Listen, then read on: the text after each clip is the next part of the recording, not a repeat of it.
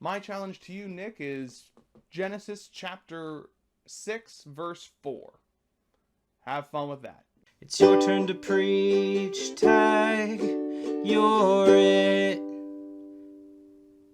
Hey friends, Pastor Nick here. Last week, Pastor Jory preached a really good message and then challenged me to read from Genesis chapter 6, verse 4. So I'm going to do that now. Let's hear the word. The Nephilim were on the earth in those days, and also afterward, when the sons of God went into the daughters of humans, who bore children to them. These were the heroes that were of old, were warriors of renown. What an interesting scripture. You may have heard of the Nephilim before, sometimes translated as the giants or great people. And they don't really come up much in the Bible. I think they only actually come up one other time in the book of Numbers. And this is a really debated topic, the Nephilim. And we're not really 100% sure what the authors had in mind when they were talking about this. The word itself seems to come from something that has to do with being fallen. So it's possible that they are referring to angels. They talk about them as being these sons of God who came down and had relationships with the sons of men, the daughters of men, and eventually bore children. So it's possible we're talking about angels who fell down from the sky. Another possibility is that these were fallen human beings of the line of Cain who were intermingling with the women of the line of Seth, and so we're seeing the commingling there. But I really think that I like the angel analogy better. It really kind of describes and helps us understand that next line where it talks about how these children that were born of them became these great heroes of old, these warriors of renown. Every culture, sort of every society has these stories, has these great figures, these larger than life individuals that they look to. We have these stories. Some of them are lifted up as being very good, and some of them are lifted up for their wickedness, how bad they were, and this would be no different in this case. It's possible that these individuals that are being called out here are the emperors of the earth who believe themselves to be sons of God, and here he's saying, the author of Genesis is saying, no, you're not that, but you have taken whatever wives you wanted to, and you have created other people who would go on to do great things. In any case, I really like to focus on the idea of the hero in societies. We've often had different ideas about what a hero looks like. Of course, the Greeks and the Romans, we know, are famous for doing this sort of storytelling where heroes are born of the gods. The gods would come down and they would have relationships with humans, and then children would be born who were half deities, and we called them heroes, and we see them doing great things. You might know Hercules off the top of your head. There's even a good Disney movie about Hercules, right? But I'm thinking about our modern culture, and I'm thinking about who our heroes are, and I've been thinking about everything that's been happening in the world. It seems like in the last week, the world has just exploded and gone on fire. We're still dealing with the COVID-19 pandemic. We're still dealing with a lot of things, and right now racism has reared its head again, and we're back to talking about injustice in our justice systems. We're looking at disproportionate incarcerations for our black brothers and sisters. We're looking at disproportionate violence on our black brothers and sisters. And just our biases are being challenged, and it's difficult.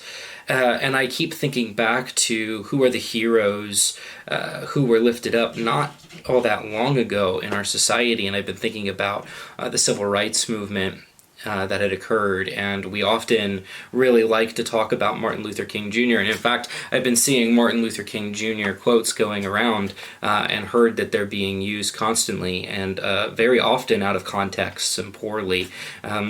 So I want to start by encouraging us by saying that if you're going to make arguments in this time, make your case, and if you're planning on using Martin Luther King Jr., I'd strongly encourage you to go actually read his work.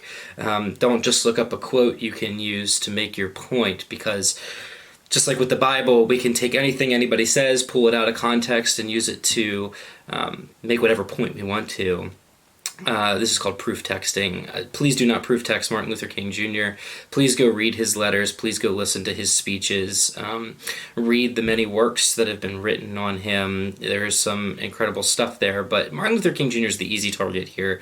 I want to talk about one that people usually don't like so much, because I've been really intrigued by Malcolm X over the years. Malcolm X is sort of when I grew up, Malcolm X was sort of like a bad word. You didn't talk about Malcolm X because Malcolm X incited violence and carried a gun and was part of the Nation of Islam, and nobody really liked Malcolm X. It was like he was this stain on the civil rights movement. But I think Malcolm X is incredibly important.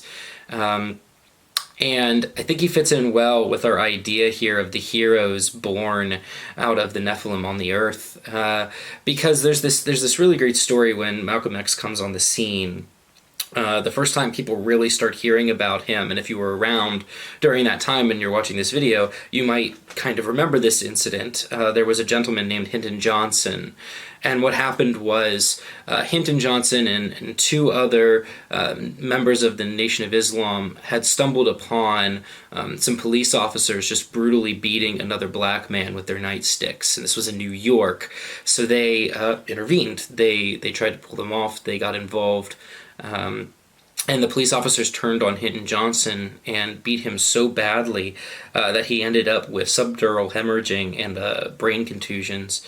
And they booked all four of the black men involved with the incident, and they took them to the police station. And a witness notified Malcolm X, the Nation of Islam. And Malcolm X got a small group together, and they went to the police station, and they demanded to see Hinton Johnson. And the police were denying that they had anybody like who Malcolm X said that he was looking for. And so slowly a crowd starts to gather, and it's not until the crowd reaches the size of 500 people that the police officers let Malcolm X in to see Hinton Johnson. And he comes in, he sees how bad he is, and he demands that Mr. Johnson be taken to hospital because of how bad of a condition he's in. And so the crowd's gaining size, and the police officers are feeling a lot of the pressure of the situation. So they agree, and they let Hinton Johnson go to the hospital, where they learn about the full state of his condition. They treat him, he begins to recover, and they bring him back to the police station because, of course, he still was under arrest. By the time they get back from the hospital, the crowd had grown from 500 people to 4,000 people. I mean, can you imagine that? Just 4,000 people swarming a police station over this incident of the beating of Hinton Johnson. And they were all getting quite nervous. So Malcolm X is in the police station with Hinton Johnson and with a lawyer, and they're trying to work on what bail might look like, and the police refuse to give Hinton Johnson bail. This goes on for a little bit, and Malcolm X eventually decides that they're at an impasse. He got him the treatment, and so he goes out to face the crowd of 4,000 people. He makes a single hand gesture, and everybody who's a member of the Nation of Islam just silently leaves and goes home. And after they all leave, the rest of the crowd begins to dissipate. And one reporter who was there had mentioned about the situation that no one man should have that much power. And it reminds me of these great heroes that he could, with the wave of his hand, dispel a whole crowd of 4,000 people. Now, you may not like Malcolm X. It's fine. I understand why you wouldn't. He was very pro-separation for a long time. He was anti-white. He incited violence, and I understand why that makes us all very uncomfortable. But the reality is that Malcolm X and the Nation of Islam and their tactics and what they did did put pressure on politicians and the rest of society to really take Martin Luther King Jr. and the mainstream civil rights movement seriously, because they saw two options here. There was this unrest that was happening. They could either allow Malcolm X and the Nation of Islam to continue getting momentum, feeling hopeless, they turn to more violence and to more division, or they could start talking to and making deals with Martin Luther King Jr. and the mainstream civil rights movement, which seemed like a more peaceful option.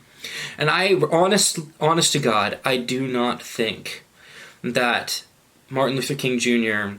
would have accomplished everything that he did if there wasn't pressure from Malcolm X on the other side.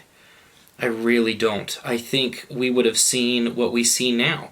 I think when I think about Colin Kaepernick and his peaceful protests kneeling at the football games, you may not like that either. That's a very divisive issue. But it is a peaceful protest, and what have we done? Well, we just kind of brush it aside. We get mad at each other, we fight on social media, but ultimately it's not going to end up accomplishing anything because it was too easy to just ignore. Peaceful protests are often just ignored right now in our society. Maybe we're lacking some of the charismatic leadership that Martin Luther King Jr. provided. Maybe we're not utilizing proper tactics of because the civil rights movement, even the peaceful side, did incite violence. It was just upon themselves. Maybe there's not enough of that going on, although I've seen plenty. We've just recently seen the rubber bullets flying and pepper spray constantly on peaceful protesters. But we're becoming numb to seeing this, maybe. When Martin Luther King Jr. was doing some of this, it was shocking. You know, people hadn't seen this before. Seeing this on television and seeing it in the news, like this was new. It was kind of like how when cameras went into Vietnam during the war, it really affected the nation differently than any other war in the past had, because people could see the violence firsthand for themselves. And we were all forced to acknowledge the humanity of the people who were being mistreated. Maybe that was true for the civil rights movement the first time around, and now maybe we're numb to it. Maybe we have our television is too violent. We have violent video games all the time, and I don't think that those things incite violence, but I do think it makes us numb to seeing it on our television screens and countering it in that way. So maybe it's just not as effective. I don't know. But I'm thinking about the great leaders of the civil rights movement, and Malcolm X keeps coming to my mind because we're seeing violence starting to be incited, and everybody's so upset about it. It's as if they forgot that Malcolm X was such an important part of the civil rights movement the last time around. And maybe as some of this is happening, politicians and the rest of us in society will spend more time listening to the peaceful protests that are asking for justice, demanding peace, just asking us to acknowledge the humanity of our black brothers and sisters in a time where everything is very hard. That's my hope. My hope is that we begin to listen to the protesters that we had been pushing off before, that we've been ignoring, maybe getting upset about, but ultimately not really worrying about, because what were they going to do but stand in public spaces, not really breaking any laws, not really disrupting the economy, not really doing anything that affects us. Maybe now we'll listen to them. Maybe now we'll do some listening and deals, and we'll try to figure out how to create a more just society for everybody, regardless of gender, skin color, religious affiliation, any other thing that tends to divide us, because that's the world that we need. It's the world we want to live in, and it takes the heroes that seem larger than life, the heroes that the Bible was talking about in Genesis 6, that they seem like they're almost born of deities. They seem like angels must have come down to earth and created them somehow, because of how they command attention, how they can dismiss a crowd with the wave of their hand, how they can rile up crowds of people out of nothing by their sheer presence. We need these people right now, and we need to listen to these people right now. And whether we like them all or not, we really need to take a hard look at ourselves and at our society and figure out who we want to be and where we want to go from here. Black Lives Matter, friends. Go in peace and love. Amen. It's your turn to preach, Tag. You're it.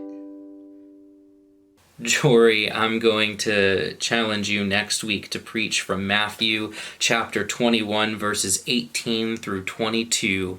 It should be a little bit, maybe more fun. I don't know. I like the story, so I hope you do too. See you next week.